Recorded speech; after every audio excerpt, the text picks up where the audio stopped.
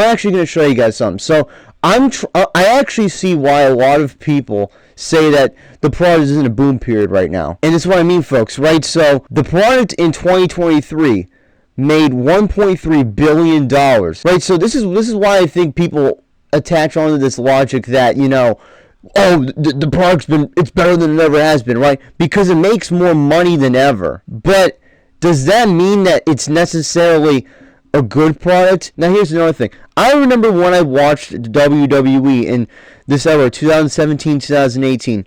I remember in this era watching WWE.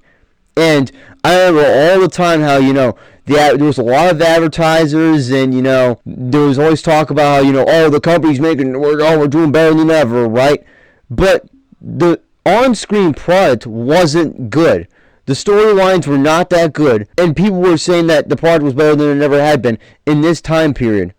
Well, I think at this point we could say, because we don't have the data for 2024 here, I don't know why they don't have that yet. I mean, 2024 has come and passed, you know what I mean? But we can assume that in 2024, they made more money than they ever did, and that's just a fact. Like, WWE, even, like, I think, honestly, with TKO acquiring them, like, this money is just going to continue to skyrocket. And the thing is, too, in 2018, the reason why I believe that there was a big jump here, I mean, this is quite a jump here. So from 2014, they went from $542 million of revenue to 2018, almost $1 billion of revenue. I mean, that must have been doing something there. And I think one of the big things that skyrocketed the revenue was doing the shows in Saudi Arabia.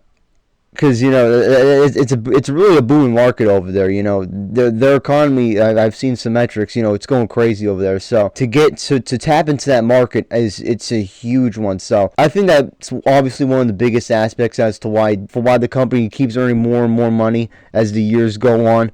But the thing I'm trying to say here is that just because the company is making a lot of money, yeah, it's booming. Like look, I'm not even going to lie. The company with these numbers, 1.3 billion, earning more money a year, it's obviously booming. Like, that just means that they're getting a lot of advertisers. But does that mean that the product on screen is good? This is what I'm getting at here. You can't show people these financial numbers.